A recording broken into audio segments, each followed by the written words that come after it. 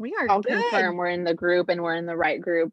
I think we're actually in the right group this time. We are. Look, there we are. There we are. Okay, cool. Progress. So much progress. Heck to the yes. All right. What is up, mamas? Hey, mamas. Hey, we are so excited to be back. Again, the moms in the middle, all of us girls here coming together, gathering around the table where there's always room for one more. There's always room for you, sweet sister. And we are here tonight to talk about our periods and the hormone roller coaster because we are so here for it, right? This is something we're all dealing with. We're all going through. And I think sometimes it's really nice to know that we're not alone, and we're totally not alone. So let's kick this thing off tonight. I want everybody just to have a quick chance to introduce yourself and your podcast and how you serve women. Michelle, you want to start? Yeah, for sure. So, hey, ladies, I'm Michelle Porterfield. I'm the host of the Set Free Sisterhood podcast. And I help women just to get unstuck with the daily cycle of drinking and self-sabotage so that they can live a life full of freedom and walk into who God's called them to be. So thanks for being here. I love this chat. It's going to be fun. Katie May? Oh, you're muted, girl. I'm muted. So y'all didn't hear my dog barking. I am Katie May. I am the founder of the Facebook community Marriage Empowered, and I help women transform their marriages into the relationships they've always wanted. And Katie May's hair is always on point. Can we just take a second to recognize That's a lot of pressure. All the rest of us moms are really jealous every week. Very blessed with naturally wavy hair. Anyways, Ryan, continue. Our girl Ryan. I was just complaining about my hair yesterday to my husband. I'm like, I have the worst hair. Like my hair doesn't stay curled. It doesn't go in a cute bun. Like it's just always a mess. Anyway, I'm Ryan. I'm the host of the Wellness on the Word podcast. And my mission is to really just help women become well through the word and really develop their own intimate relationship with God, who is their father and loves them so much. And that's my biggest message. So I'm happy to be here. I love it. Ryan, you clearly have the best skin complexion. Okay. Look at that. Tan all year round.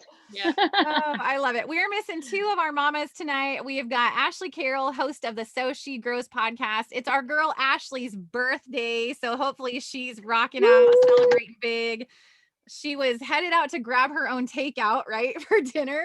And we were all like encouraging her, turn some jams on, rock it out, girl. So she's a hoot. She's absolutely awesome. And then we also have Kristen Fields Chadwick, who is just a sweetheart. She's the host of the Holistic Hearts podcast. Myself, I'm Katie Lynn Hedrick. I'm the host of the Stepping Into a Joy-Filled Life podcast.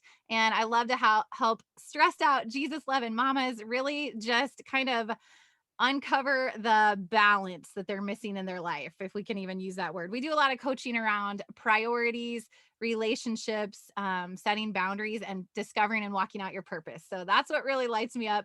But tonight we are here to talk all things periods and hormones. We are so here for it. So girls, let's just jump on in. Let's just share a little bit about where we're at right now with our own periods. Are you currently on birth control? How is that affecting or not affecting your cycle? And like, what does your cycle kind of look like? How do you feel going through your cycle? Just tell us all the things. I'm not eating a jar of Nutella right now. So that's all just talking progress. Like I'm like a week away, which is like, this is when Michelle and I named my mean girl voice Amber the a-hole today. So Amber steps in full force this week, and I gotta be real mindful of her because dang, she does not have compassion for people around her. She's real irritable. So relate to that. Yes. You're so real life, girl. 3/4 of us are currently PMSing, so this is gonna get real good tonight. All kinds of stuff to share tonight. I've like always had horrendous like periods, like since the very first one, super heavy, super horrible cramps. I like oversharing, right? Because let's just get real here, like throwing up, like just full on pain, tons of Advil. So that's just like my norm, 7-8 day long. tried all kinds of stuff, like as far as birth control, but the hormones make me even crazier, like absolutely bat, you know what I want to say. And and so I am not on any, thank God. Just recently my husband actually got snipped. Woo woo. Jealous. So, no birth control, but that's still not helping me with my period problems. Yeah, that's pretty much just something I'm just rolling with, dealing with. And yeah. Dang, girl, so terrible periods for life. Pretty much. Is You know it? what? After I had kids, they got better. So I'll say I'll be they're less painful. So I think God was like, okay, you went through childbirth, I'll cut you some slack.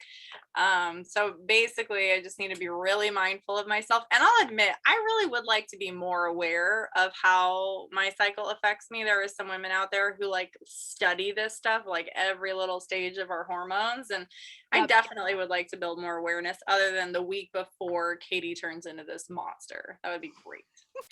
So like, how do you manage the pain and all the symptoms that come with it? Is there anything that helps you feel better? I mean, like Advil and a heating pad. That's pretty much it. And then You're it's just just toughing really it out, girl. convenient, yeah. Well, I have endometriosis, and so they actually went in laparoscopically before we had my daughter, which is why it was like part of it. Like they went in, I did laparoscopic surgery. I had to get off birth control for all that, and then well, there's Harper. Wow, you've had quite the journey with that. Oh, Wow. Yes, so it's been a fun journey, but I definitely know there are women out there who, struggle having regular periods, and so I will say that I can be thankful for the fact that I've always had them very regularly. That is something that is a good thing. So, trying to be positive here, ladies. I'm just trying to trying to put a little I love it. on this. But it's hard. You're keeping Amber in the closet. Good job, Katie. Shove her back in there. Just shove her back. Yeah. I used to manage a lot with wine. So like that was like my second, like, oh, I've had enough Advil. Wine's a muscle relaxer. So but then I used wine a lot for a lot of different coping mechanisms. So I had to cut that out. That's so good. I think that's so real life. And our girl Michelle, she does coaching around that. So that's like, She's my life coach. she is, right? She's Katie Mae's life coach. That's so real life though. How many women are out there like, thank God to know that I'm not alone. Like I'm not the only one dealing with this, like this, struggling with this. There's comfort just in knowing like I'm not alone in having a terrible period. There's other women going through it too. Totally. And that zaps my energy. And so does wine. So it's like, that's really not helping. So yeah. And that's just one of the excuses we use, right, Michelle, for drinking. Like, oh, this is going to make me feel better. This is going to make me nicer. Or, I deserve this. Yeah, absolutely. And then typically, as we know, we feel way worse the next day, and we're still low in our low energy. We're still dealing with the cramps. So we just kind of prolonged it. Yeah, because it definitely didn't make me nicer. That's for sure. So Ryan and Michelle, what are your periods like currently? I think I'm pretty lucky in the fact that like my periods are super regular. Like if I go past day 28, 29 and my period hasn't come, I'm like, oh, uh-oh. I have never been on birth control, which is why I've been surprised 3 times when I got pregnant. So yeah, I've and maybe that's helped me. I don't know, because there's controversy around that too, right? Like, does birth control help or hurt us? So I'm super regular. I think the biggest part that affects me is like, well, first of all, day 1, day 2 are always terrible, pretty heavy. But the moodiness is like the hormones is what gets me the most. It's just like, and I'm just like, not nice. I guess I need to name my mean girl Katie, because yeah, I'm not nice. And then sometimes I have to check myself, because I'm like, oh, maybe I'm using this as an excuse just to not be nice. But yeah, I don't know. I feel like I'm pretty regular. It's just the moodiness and, just like knowing it's coming and then it's not fun. Yeah. I love that you said that though. Like that you have to like check yourself and make sure you're not using it as an excuse. That's just Yes. Yeah. totally a thing. Yeah. Because sometimes I tell my husband, like, no, I'm on my period. Like, I'm on my period. Leave me alone. Like, you're irritating me on purpose. And he's kind of like side-eyeing me. I love it. Raise your hand if you've ever done that before. It's like, this is the week not to mess with me, buddy. Exactly. Well, I'll share. I've had quite an adventure, to be honest, and I'll kind of keep it kind of across the timeline. I actually went on birth control when I was 15, very, very young. I was having severe cramps and heaviness and irregularities. And so that was the decision at the time. And so it did help.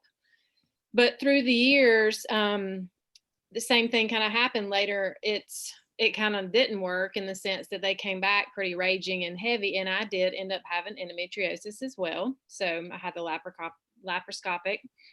So then I kind of transitioned in my 20s to a shot. It's Depo-Provera. I don't even know if they still do that or not, but it's basically, you do a shot every 3 months. It basically stops your period because the goal is to not ovulate. So who knows what that really did to even my mental health and things like that. I'm not extremely sure of that now. And then when I decided to go off of it, I will say it was such a blessing because there was communication saying, hey, since you've been on this shot for a while, it might be difficult to get pregnant. And I feel sure that that is the case for a lot of people. However, it was not the case for me. So I was able to get pregnant and have my oldest, and my girls are 5 years apart. So I did go back on the pill in between and it did okay. But what I found was really awesome was after my second one, and my husband also had a vasectomy, was the fact that when I didn't have to go back on birth control, I chose not to. And I really felt better all around. I really felt more like me. I think my body was really doing what it was designed to do. And for up until, so my youngest is almost 12. So up until last year, which we'll get into this kind of a new phase I'm in, I was like clockwork.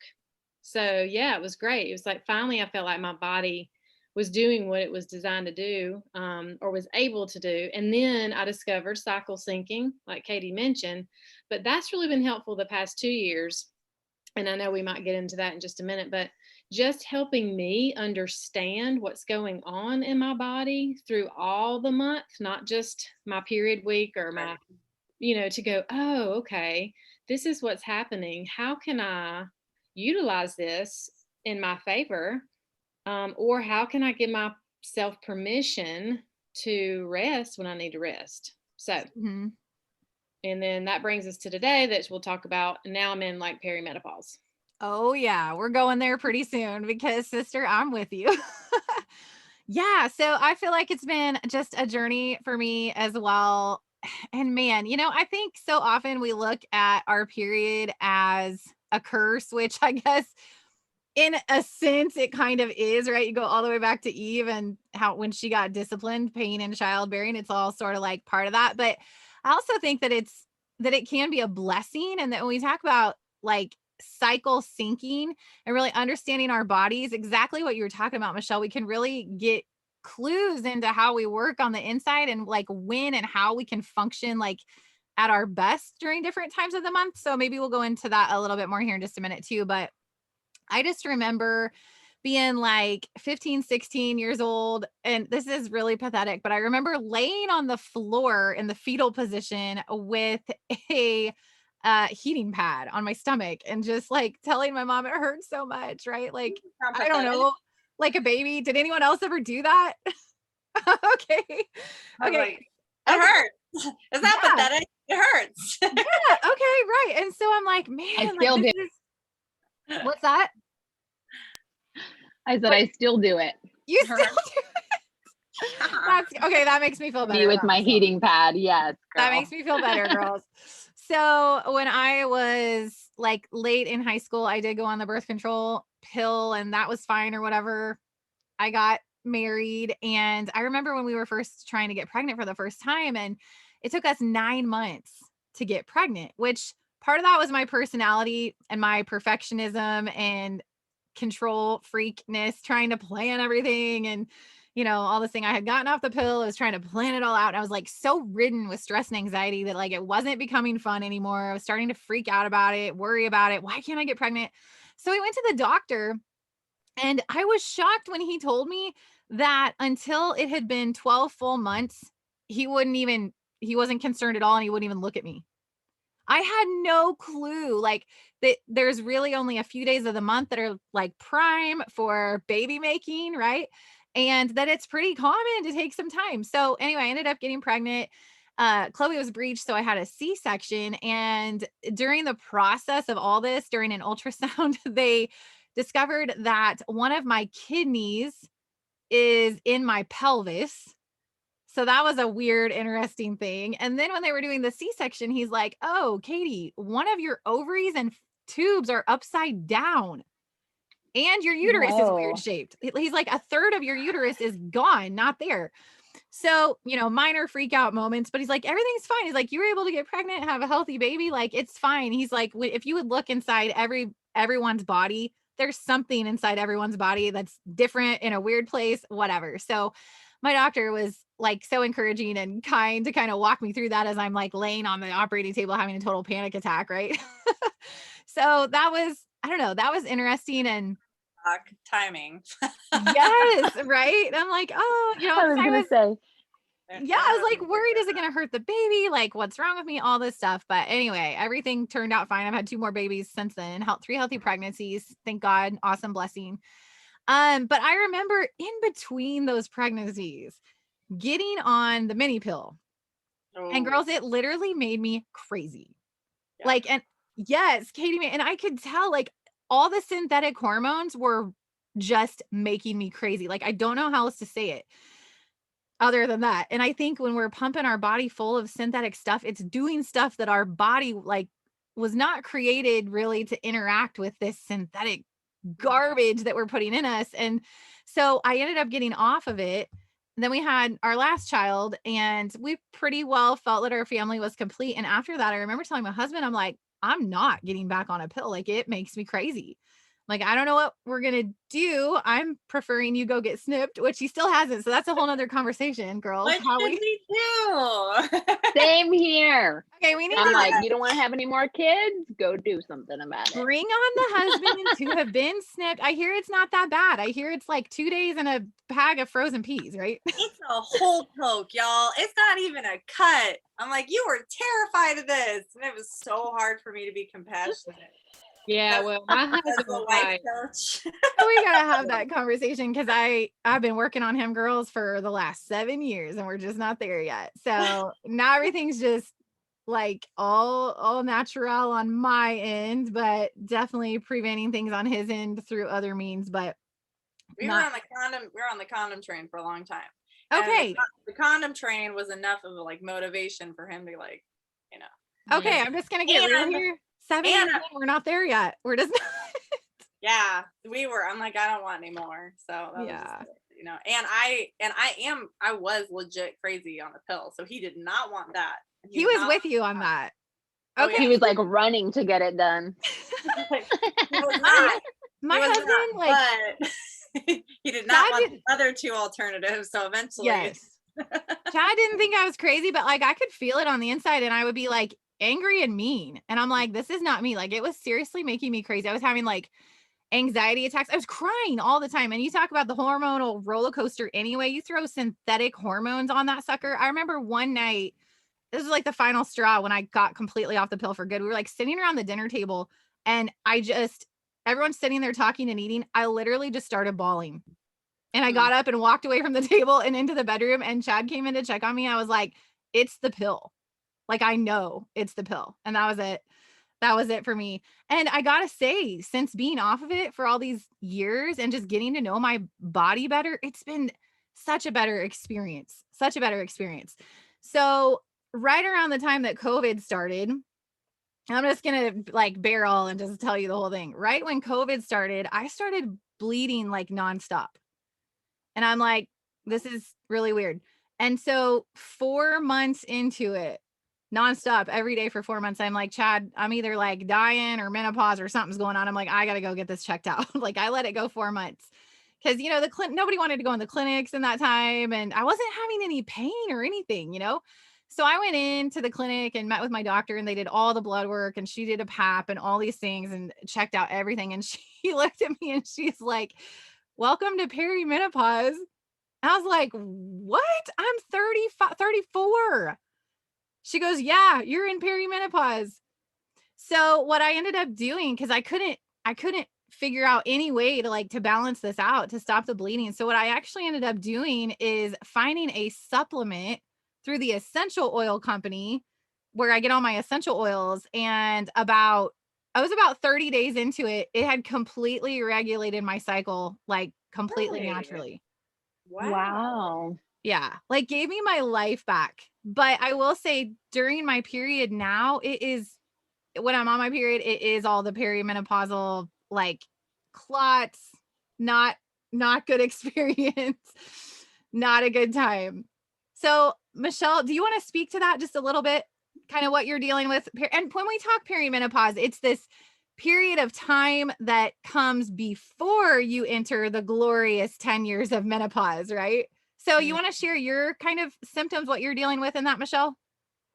Yeah, for sure. And I think I noticed it's so funny that it was COVID. I don't know what we were doing tapping into our bodies, but I actually had COVID at Christmas time and my period was about 15, 16 days late. So my first assumption was like, oh, like I Googled and I was like, oh yeah, COVID can do that. It does everything else. I mean, all these crazy symptoms that we can have. And so that's what I just thought that was it. And then each month that came, it was just always different. It was either it came closer together or really further apart, or I did experience a time or two with like just like spotting for 10 days before and then still having a period, or like, you know, it was just so random. And I think for me, the first part that just really threw me off was just the whole like, oh my gosh, I've been scheduling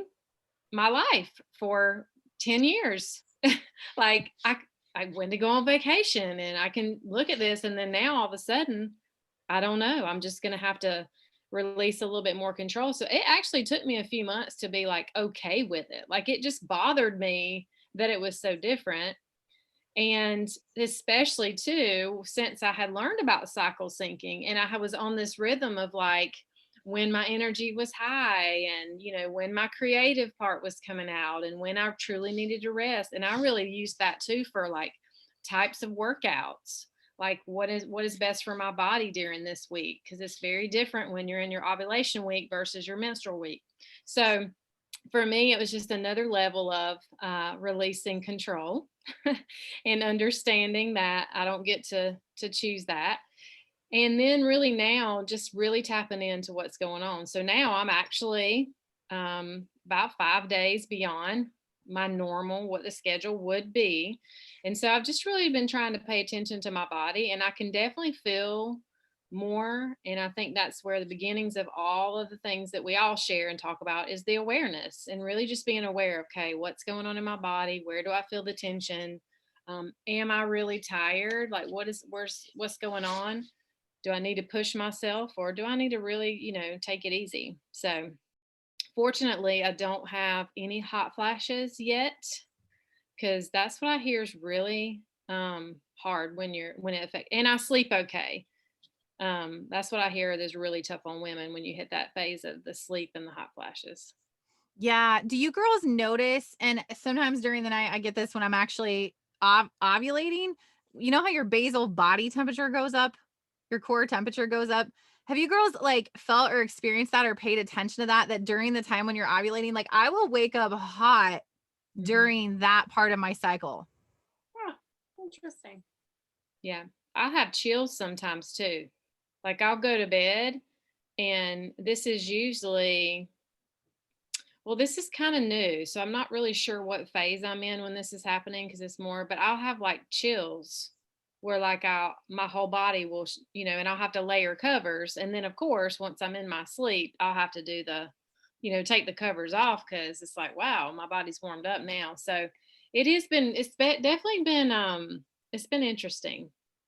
Yeah. So let me just share with you girls kind of my perspective on the cycle syncing. And I'm not a doctor. Of course, we all should always consult our own physician on these things, but just in the simplest form from what I've learned and studied. And I know there are actual like period coaches out there. And I encourage you girls to check into that because I think there's a lot of good information just waiting to be discovered out there. But from what I have observed, what I've learned with my own body. So if you think of the 4 weeks of your cycle as the 4 seasons of the year. So I like to start talking about the winter season. So day 1 would be like the first day that you're bleeding, the first day of your period, right? Day 1 is your winter season. And yeah, right. Okay. Have you heard of this, Katie? No, but I love it. Oh, you're going to love this. You're going to love this. Okay. So day 1, the first day that you're bleeding, this starts week 1. This starts your winter season. And so just take yourself to winter, right? You want to curl up. You want to stay home. You want warm foods. You don't really want to be out and around people very much. You literally want to be home on your couch with a blanket and some warm soup, like Netflix and chill, right? Does that make sense? Yes. All right. Your energy's low. You just want to curl up at home. Okay. So then basically your second week, which everybody's, 7 to 10, like 3 to 7 to 10 days, but we're just going to go week by week, just for ease here. So then you got spring, your second week, right? You're headed into ovulation and you think about spring and you're like, things are starting to bloom and come alive and you want to start going outside and getting fresh air, right? You start feeling like a little spunky, like new life, like thank the Lord, the long winter is over, right? And then your third week, you come into summer when you're ovulating and you're like, woo, let's go. You're feeling good, right? Your body temperature goes up because you're ovulating. So you think like cool foods, right? You think about summer, like you want watermelon, ice cream, all the fun, fresh flavors. You want to be outside. You want to be having 4th of July barbecues with your friends and hanging out with people. You're feeling good. Your energy's high. And then you come into fall, which is your PMS week, right? Which is where 3 of us are right now. And you start thinking about that and you're like, oh man, like winter's coming, like just kind of getting ready for winter. Like I just want to sit in my kitchen and eat all the Nutella. Right. And your energy's kind of starting, you're kind of coming back to this place where you just want to be curled up at home during that week of your cycle. What do you girls think about that? Does it make sense? Yeah. So I've heard, I knew about the seasons, Katie, but your descriptions were like life. So that was amazing. Thank you for that. Oh, thanks, girls. So when you think about like your productivity and your energy, even like working out, planning your work, your vacations, even your sex life, when you know this stuff, you can plan all of that around it. You know, when you're going to be most creative, when you're going to feel just closed in and you don't want to mess with any of it, right? You don't want to schedule any coaching appointments that week, right? When you're in winter, you just want to curl up and like speak to your soul, right? During that week. And I got to tell you, this changed my life when my husband learned all this and started paying attention to this. He literally knows what week I'm in. He knows how to approach me. He knows like whether or not I'm going to be, excited about hanging out in bed together. Yes. Right. So, I mean, like it affects our sex life. I love that. And That's awesome. he knows when I'm in the fall, he's like, he knows why I'm just kind of starting to withdraw and not my super bubbly self. Cause he knows, okay, she's in fall headed into winter. Changed our marriage. Let me tell you. That's awesome. That's good because sometimes like when I talk to my husband about it, I'm just like, I don't know. I think if they know more, they can be more helpful, right? Or like just understand how to approach things differently. So that's cool. Like I think informing him would help us because sometimes I'm just like, you already know. Yeah, you girls go highlight really it on your calendar. Highlight it, be like, this is my winter season. This is my summer season. Let's go.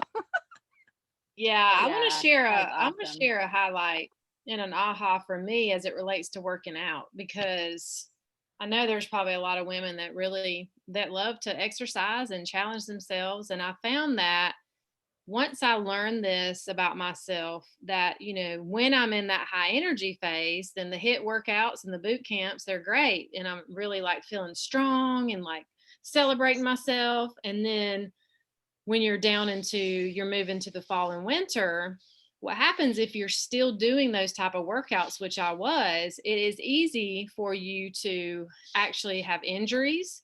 And it's also easier to really kind of talk trash to yourself, because you get to those and then you're like, oh my gosh, like, what's wrong with me? Like, why can't I do what I just did 2 weeks ago? Mm-hmm. And so we basically poo-poo our progress, and we get very discouraged and we get down on ourselves. And then what do we typically do when we get down on ourselves? Give up. Yeah. And our choices are not great. So we go home and we might choose foods that don't really suit us, or choose to drink more wine because we're in a negative mindset. So just for me, learning like, oh, well, during that low energy week, I need to really just be walking or stretching or doing just some sort of low impact to my body. So hopefully and being kind to ourselves and to our bodies. There's a super famous motivational speaker who she's like, I run every day of the month. I don't care if I'm on my period, 4 miles, 5 miles a day. And I feel like it's pushed women into this thing where they're actually feeling less than if they're not going 100 miles an hour every single day of the week. And I totally don't agree with that. Like, our bodies give us clues, and our bodies were created to be amazing and to do amazing things. But I think that we need to like become more in tune with that. Like, I feel like God speaks to us even through our body and our cycle. And I think that we should be kind and use that for good, all of that information for good. Mm-hmm.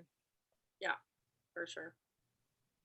I think on that like mindset too, like, I think that's just like feminism in our culture today, right? Like and I say this carefully in the sense of the type of mindset that like we are almost like, it started out with like female equality amongst men, and now it's almost like we're denying our femininity. Yeah, right? I totally agree. That's not stepping into our power as women. It's taking our power away from us, right? And what you're talking about is, we are women, like, and our bodies do scientifically run a certain way for a reason. And the more we know about it, the better humans we're gonna be. Not like, we can be like dudes and pretend we don't have periods. Like, no, that's not power, Yeah, that's so good. I think that's good. That's a whole conversation. Yeah, I was gonna say, okay, that's a moms in the middle talk right I'm not trying to get off topic. Feminism. No, it's a thing. I think we could have a really good conversation around that, because Katie, you're spot on. Yeah. Well, and it totally also covers that. That's good. Yeah, it just talks about what you just said. It simply is, if we're truly gonna be the woman we're called to be, then the more we know what our body's doing and how to care for ourselves, the better we're going to be. So ignoring it is really kind of a form of disobedience. That's so good. Mm-hmm. Totally. I've sorry. Go ahead, Ryan. I've like learned a little bit about it, and like, dipped my toe in the water a little, and I'm like, oh, that's cool. Like, I'm going to go back to that. And I keep forgetting to do it early, you know what I mean? But you guys have inspired me to really look at my own cycles and what seasons I'm in, and I'm excited to do it now. So you guys can hold me accountable. Oh my gosh, girls, what an insightful and fun conversation tonight. This has been really good. Really fun. Is there anything that you girls know now at where you're at in life now? Is there anything you know now about your bodies or your period that you wish that you had known way earlier in life?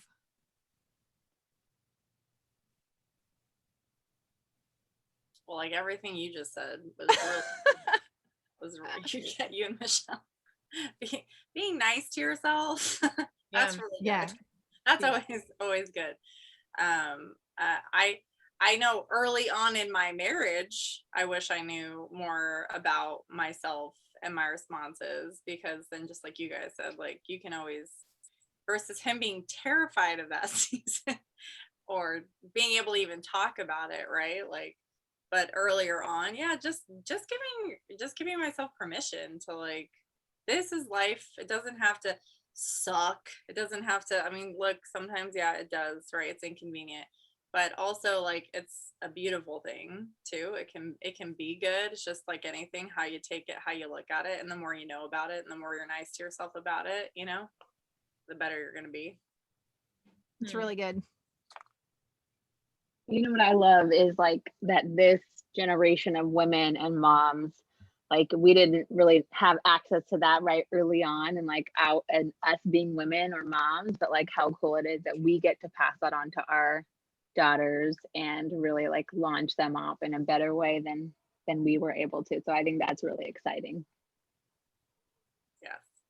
Yeah, I love that. My daughter is 13 and we have such an awesome and just honest relationship. And I am so thankful that we do, because I know there's a lot of girls out there that don't have that. And I think it's so important. I think, you know, as mamas, we're called to equip them and speak truth into them. And it's like the more that we know now, it's the more that we get to pour into them and better equip them. And I think that's an awesome privilege and honor and blessing to be able to do that. Mm-hmm. Yeah, I think for me, just to answer your question, is truly the well, I mean, my comment was when I finally learned about cycle sync, and I'm like, are you kidding me? I'm in my 40s. How come I'm just now hearing this, right? So I think it's that, and really not just like because it's cool and it's trendy and there's coaches out there. It's because like it really was an aha for me. So anyone listening, like if this sounds super foreign and you're like, oh, that's cool, there's several apps that you can use, and just take the time to look into it, because even down to the things of like the deeper longings that we have, that typically comes out during that winter. And that it really advises, once you learn a little more, like when you're in that week, to like really sit with yourself and go deep. And that's really your sort of your barometer that's kind of telling you like what's really off in my life right now. Is there something that's just kind of not really jiving, or what is really working? And there's a lot of time too. And I think that's why, you think about it, like maybe that's why we do slow down and the energy drops, so that we have to get still and we have to really explore that kind of stuff and really see like, what is it that is really going on in my life right now? Because just think, if we were always in summer, could we really have that deeper awareness? I don't know. I don't think so. So yeah, that's my thing. I love it. That's so good. Girls, thank you for sharing so vulnerably tonight and openly and honestly. And all you sweet sisters who are tuning in, we hope you're taking away so much value from these moms in the middle talk. If you are, reach out to one of us, all of us. Let us know what you're loving. Let us know what you'd like for us to talk about next. And be sure and share these talks with your friends. They're going out to YouTube and the podcast and the Facebook groups. And we're just basically blowing up social media, right? We're just here for it, girls, right? Yes. We're here for it, but we're here to serve you. And we really do come at this from a place of love and servanthood. And you girls tuning in just mean the absolute world to us. So we'll see you next time for another episode of Moms in the Middle.